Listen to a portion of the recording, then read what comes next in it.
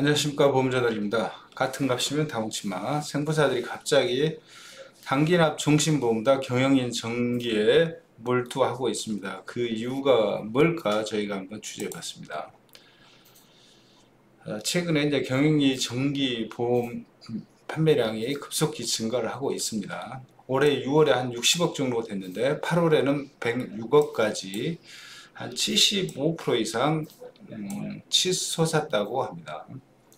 단기납 종신은 반면에 이제 1월에 631억에서 8월에는 600억으로 거의 430억이 날아갔네요. 3분의 1 수준으로 급감을 했습니다. 단기납 종신보다 경영정시보험을 더 많이 파는 데는 금융지주계 생보사들이 더 공격적이라고 합니다. 단기납 종신하고 경영인 정기보험 자체 둘 다 수익성을 의심받고 있는데, 단기납 종신보험은 이제 대량 해지가 나왔을 때, 또 그 예정보다 실제 해지율이 더 높았을 때의 리스크를 걱정하고 있고, 그때 이제 수익성이 엄청 하락할 거라고 걱정을 하고 있죠. 경영인 정기보험은 이제 특정 시점에서 그 유지율이 급락하는 절벽 유지율로 둘 다 수익성 의심받고 있습니다. 절벽 유지율이라는 거는 뭐 예전에는 한 3년 되면 이렇게 경영정기가 다 거의 깨졌죠. 왜냐하면 3년까지만 납입을 하고 해약하는 가정 하에서 경영인정기보험을 이제 가입을 했었고, 보험사들이 대부분 상품을 3년 때 해약을 하면 뭐 한 30% 정도 그 이하로 환급률을 낮추고, 수수료는 4차년까지 2연을 좀 했고, 5년차 가야지 많으면 95% 정도 나오게 환급률을 조정을 하면서 절벽 이주율이 이제 3년차에서 아마 뒤쪽으로 계속 가되, 5년 되면 또 절벽 이주율이 나오겠죠. 물론 3년에 절벽 이주율이 나오는 것보다 5년차 나오는 게 좀 낫을지는 몰라도, 절벽이라는 건 자연적으로 그 이후도 유지가 되는 게 아니고 급락해 버리거나 아니면 급락 후에 뭐 거의 남아있는 상품이 계약이 없는 경우에는 유지율이 몇 년 이연돼서 급락을 한다 해도 수익성에 크게 도움이 되는 상황이 아니라고 봐지는 거죠. 보험사 입장에서는 이제 경영인 정기보험과 단기납 종신이 CSM 확보율은 비슷하다는 거죠. 그런데 단기납은 수수료는 경영인 정기보다 낮고, 시책은 단기납 종신이 좀 높은 것 같아요. 물론 회사별로 차이는 있을지 몰라도 경영인 정기보험은 또 수수료는 단기납 종신이 훨씬 높고, 환급률 부담, 보험사 입장에서 환급률은 단기납 종신 특정 시점을 유지하면 원금 또는 일정 시점까지 가면 뭐 124%대까지 주니까 환급률 부담이 단기납 종신은 높죠. 근데 경영인 정기 보험은 원금도 아니고 또 중간에는 엄청 환급률 부담이 좀 낮지만 수수료 좀 높은 거죠. 이런 차이가 있습니다. 그러나 CSM 확보율은 비슷하다. 단기납 종신이 급락을 이만큼씩이나 거의 지금 최대치에 비하면 400억씩이나 줄었기 때문에 CSM도 이제 급락을 했겠죠. 그래서 이걸 메꿀 수 있는 방법들을 여러 가지로 본 결과 그나마 경영인정금이 좋다, 이런 판단인 것 같아요. 24년 1월에 60억이었던 게 66억, 70억, 86억, 106억 이렇게 뭐 엄청나게 늘어나니까 이제 당국도 경영인정기보험이 이렇게 많이 팔리나 이유를 찾아보고 있는 거죠.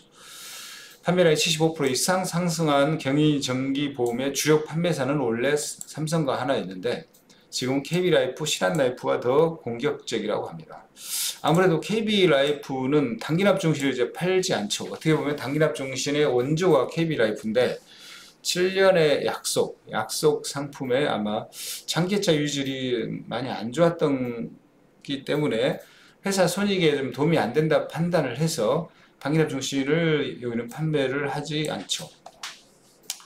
그러다 보니까 이 대체안으로 연금을 팔고 있고, 또한 시효정기보험을 일부 밀 수밖에 없는 그런 현재 형국입니다. 신한라이프는 이제 탑2를 가기 위해서는 단기납 종신 단기납종신, 그 다음에 경영인종기, 그 다음에 제3보험, 건강보험 3대 축을 트리오를 적극적으로 전방위적으로 밀 수밖에 없습니다. 그렇지 않고는 이제 상위사를 쫓아갈 수가 없기 때문에 이제 다 공격적인 거죠. 한금도 95점 몇 프로 신한이 가장 공격적인 것 같아요.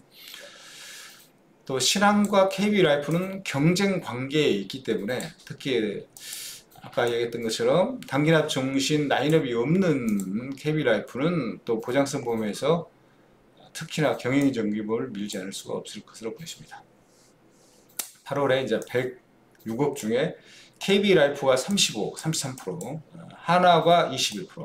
하나생명도 단기납 종신을 전통적으로 많이 팔아왔습니다. 하나, 삼성, 미래에셋이 강자였죠. 하나생명은 특히 한금에서 많이 팔아왔고, 개인이나 여기 피플이나 이런 데처럼 CEO나 법인을 대상으로 한 상품이 아니고 개인 사업자 중심의 상품들을 좀 많이 팔아왔고, 그 흐름이 지금까지 이어지고 있는 것으로 보여집니다. 한 달에 22억이면 엄청나죠. 자, 신한라이프도 20억, 삼성 9억 3천. 삼성이 이제 많이 이렇게 줄었습니다. 이제 이런 여러 가지 요인 때문에 여기는 보수적으로 판다고 보여질 수가 있죠. 이들 전체 실적이 이제 80%, 나머지는 이제 작은 거죠. 경영기 정기 이제 설계사 수수료는 5년이나 7년 당납 종신보다는 자 2.5배 높고, 그 다음에 보장 금액은 최대 막 100억까지 계속 올라가기 때문에 가입자가 보기에는 괜찮죠. 어느 시점에까지는 또 비용 처리가 되고 일정 시점이 지나면 원금 가까이 돈이 나오기 때문에 파는 사람도 좋잖아요. 파는 사람도 2.5배가 돼. 가능하면 단기납 종신보다 경영인 정기보험을 팔 수밖에 없죠. 근데 경영인 정기보험을 팔려면 과거에는 경영인들, 임직원들 위주로 법인 영업을 하는 사람들만 기회가 있었는데 이제 개인사업자, 개인까지 해서 계약자 범위가 엄청나 커져가고 있는 거죠. 이런 이유 때문에 가능하면 단기납 종신 특히 경쟁이 약화되니까 이걸 팔고 싶어하고, 여기까지 확대가 되니까 이제 당국에서 이거를 보고 있는 거죠.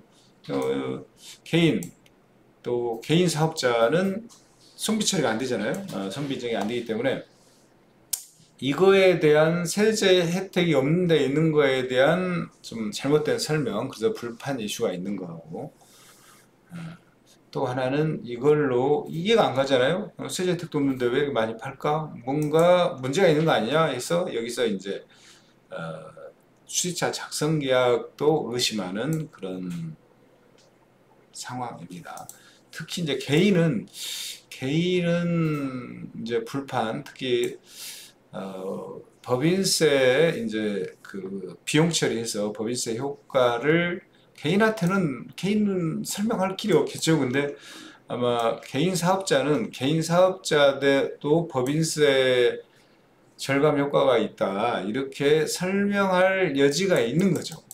그래서 그런 또 불판적인 요소는 개인보다는 개인 사업자를 계약자로 한 계약에 대해서 많이 있을 것 같기도 하고, 개인의 경우에는 이것도 아니고 저것도 아닌데 왜 들었을까? 그렇게까지 막 몇십억짜리 100억 보장금 100억까지 들 만한 개인도 있을 수 있겠죠. 뭐 연예인도. 근데 어쨌든 그건 드문 경우고, 개인이 계약하는 경우는 수익자 작성 계약에 의심의 여지가 있지 않겠나, 이런 거예요. 자, KB, 한화, 신한라이프는 올렸나봐요. 신한라이프가 95.6%는 봤었는데, 자, 초기 5년 납 환급률을 95.6%, 한화는 KB가 95.6, 한화가 95.2, 하나생명하고 신한라이프가.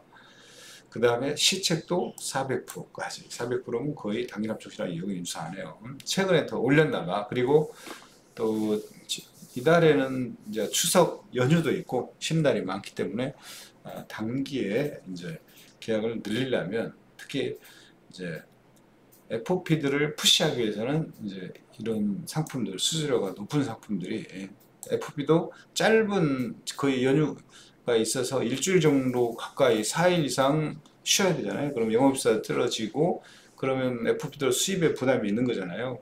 그럼 같은 계약에 같은 적은 시간에 수수료 효율성을 높이려면 이런 걸 파는 게 좋은 거죠. 그러니까 여기다 냅다 지금 보험사들도 이달에 시책을 더 건 것 같아요. 자, 더 보면 경영정기, 무해지정기나 당 모두 소비자 경보를 받은 상품이에요. 사망 이제 단기납종신은 이제 사망을 주로 하는 보장성 보험이지만 높은 환급률로 인해 소비자가 저축성 보험으로 오인할 수 있고 그 과정에서 이제 이런 소비자 피해를 우려하고 있고요. 그다음 둘 다 특정 시점 대량 해지 우려로 이제 보험사의 수익성, 재무 건전성에 악영향을 미칠 가능성을 지적받고 있는 거죠. 딱 경쟁정기보험은 수수료는 높고 환급률은 이제 해지하기는 적고 이제 특정 시점 가면 거의 100% 나오고 그러나 3, 5년 차에 절벽 유지로 발생할 경우에는 실제로 CSM에 도움은 되지 않는다. 규모는 둘 다 비슷하다. 자, 저희 단기납 역시 10년 경과후 대량 손실 시 손실 계약이 영보다 잘 전환될 가능성이 높고 절벽 유지를 우려하는 경인정기 보험과 보험료 납입 후에 대량 해지를 의심한 7년납 단기납 종신보험의 CSM 확보율은 비슷하다. 그러나 그리고 두 상품 모두 CSM 확보율은 낮지만 판매 건당 보험료가 높아. 절대적으로 이제 CSM 확보와 단기율이 식된 CSM 삼각에서 이제 유리한 거다. 그래서 두 개를 밀고 있고 하나가 빠지면 하나를 좀 더 밀고 있다. 자, 생보업계 재무담당 임원은 절벽 유지율과 환급률이 높아지면 경영인 정기보험 역시 단기납 종신보험과 같은 수익성 리스크가 있는 상품이다. 하지만 중도 해질이 높지 않아서 보험사 입장에 단기납 종신에 비해 장기적인 부담이 적다. 중도 환급률, 중도에 해지하면 환급이 높지 않아서 이렇게 돈을 돌려야 하는 부담이 적은 거죠. 단기납 종신은 이제 막 120까지 줘야 되고 환급 금매에 대한 부담이 있는 거죠. 단기납 종신보험 실적을 대체하는 생보사들로서는 다는 못하지만 어느 정도로 대체하는 생보사로서는 시장이 허용한다면 CSM 규모를 확보하면서 설계사 수를 높고 장기적인 리스크가 적은 경영인 정기보험을 더 독려할 수밖에 없다. 경영인 정기 절세 목적 강한 상품인 만큼 일반 법인 상대 장기총 실적 대체는 그러나 그렇게 크진 않을 거다. 왜? 그냥 일반인 절세 외에 일반인을 상대로 하는 단기납 종신보험은 굉장히 크잖아요. 근데 절세 목적으로 한 건 법인만 대상이고 또 법인도 이미 든 데도 있고 법인은 수는 한정이 있고 그렇기 때문에 그렇게까지 많이 대체하지는 않을 것이라고 보신다. 자, 지금까지 시청해주셔서 감사하고 좋아요, 구독 부탁드리겠습니다.